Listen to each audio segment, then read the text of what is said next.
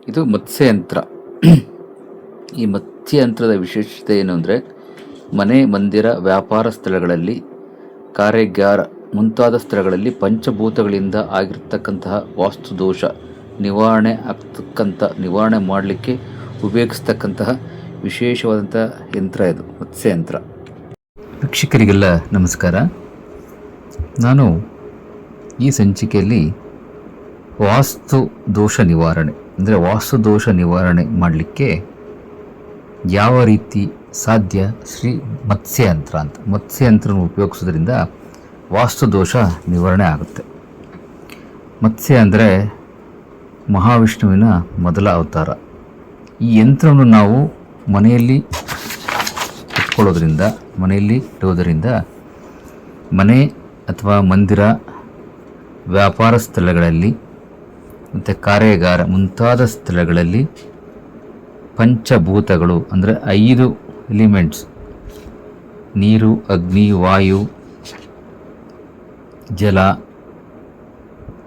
ಭೂಮಿ, ಈ 5 ಎಲಿಮೆಂಟ್ಸ್ ಪಂಚಭೂತಗಳಿಂದ ಉಂಟಾಗಿರ್ತಕ್ಕಂತಹ ವಾಸ್ತುದೋಷ ಏನೇ ಇದ್ರೂ ನಿವಾರಣೆಯಾಗುತ್ತೆ ಯಂತ್ರದಿಂದ. ಈ ಯಂತ್ರವನ್ನು ಶ್ರದ್ಧಾಭಕ್ತಿಯಿಂದ ಮೂಲ ಮಂತ್ರವನ್ನು ಅಭಿಮಂತ್ರಿಸಿ ಪೂಜಿಸೋದ್ರಿಂದ ಆ ಮನೆಯಲ್ಲಿರ್ತಕ್ಕಂತಹ ನಕಾರಾತ್ಮಕ ಚಿಂತನೆಗಳು, ನೆಗೆಟಿವ್ಸ್ ಇರ್ಬೋದು, ಫೈನಾನ್ಷಿಯಲ್ಸ್ ಪ್ರಾಬ್ಲಮ್ ಇರ್ಬೋದು, ಮೇಯ್ನಾಗಿ ವಾಸ್ತುದೋಷ, ಅಲ್ಲಿರ್ತಕ್ಕಂತಹ ದಿಕ್ಕುಗಳು ಬ್ಯಾಲೆನ್ಸ್ ಆಗ್ತಾಯಿಲ್ಲ ಅಂದರೆ ಈ ಯಂತ್ರವನ್ನು ಇಡೋದ್ರಿಂದ ಖಂಡಿತವಾಗಿಯೂ ಈ ಮತ್ಸ್ಯ ಯಂತ್ರದಿಂದ ನಿವಾರಣೆ ಆಗುತ್ತೆ, ಖಂಡಿತ ಸಾಧ್ಯ. ಅಂದರೆ ಈ ಯಂತ್ರವನ್ನು ಮನೆಯ ಈಶಾನ್ಯ ಗೋಡೆಯಲ್ಲಿ ಇಡಬೇಕು, ಕಟ್ಟು ಹಾಕಿಸಿ ನೇತಾಕೋಬೋದು, ಅಥವಾ ಭೂಮಿಯಲ್ಲಿ ಕೂಡ ಇಡಬಹುದು, ಅಥವಾ ಮನೆಯ ನೀರಿನ ಸಂಪು ಈಶಾನ್ಯ ಭಾಗದಲ್ಲಿರ್ತಕ್ಕಂಥ ಸಂಪಿನ ಹತ್ರ ಯಂತ್ರವನ್ನು ಸ್ಥಾಪನೆ ಮಾಡಿದರೂ ಕೂಡ ಆ ಮನೆಯ ವಾಸ್ತುವಿನ ಬಲ ಸಮತೋಲನೆಗೆ ಬರ್ತದೆ, ತುಂಬ ಒಳ್ಳೆಯದಾಗುತ್ತೆ. ಇದಕ್ಕೆ ಒಂದು ಮೂಲ ಮಂತ್ರ ಕೂಡ ಇದೆ.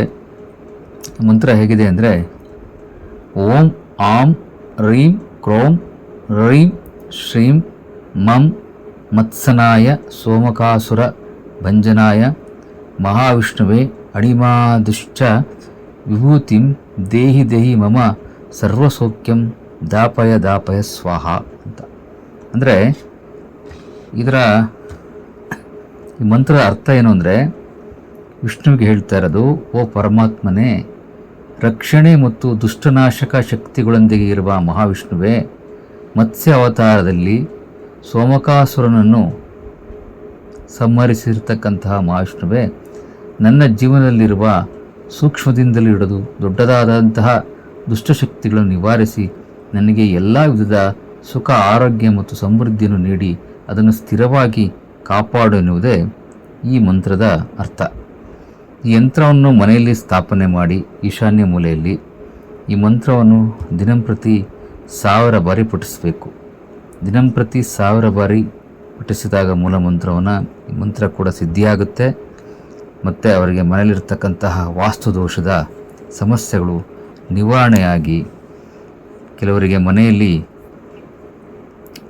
ಗೋಡೆಯನ್ನು ಹೊಡಿಬೇಕು ಅಂತ ಹೇಳ್ತಾರೆ, ಅಲ್ಲಿರ್ತಕ್ಕಂಥ ಸ್ಟೆಪ್ಸ್ಗಳನ್ನ ಚೇಂಜ್ ಮಾಡಬೇಕು ಅಂತಾರೆ, ಡೋರ್ನ ಚೇಂಜ್ ಮಾಡಬೇಕು ಅಂತಾರೆ. ಆದರೆ ಕೇವಲ ಇದೊಂದು ಮತ್ಸ್ಯ ಯಂತ್ರವನ್ನು ಇಟ್ಕೊಳ್ಳೋದ್ರಿಂದ, ಈ ಮತ್ಸ್ಯ ಯಂತ್ರವನ್ನು ನಾವು ಈಶಾನ್ಯ ಮೂಲಲ್ಲಿ ಇಟ್ಟು ಪೂಜೆ ಮಾಡೋದ್ರಿಂದ ಆ ಮನೆಗೆ ಆಗಿರ್ತಕ್ಕಂತಹ ವಾಸ್ತುದೋಷದ ಸಮಸ್ಯೆ ಖಂಡಿತವಾಗಿಯೂ ನಿವಾರಣೆ ಆಗುತ್ತೆ.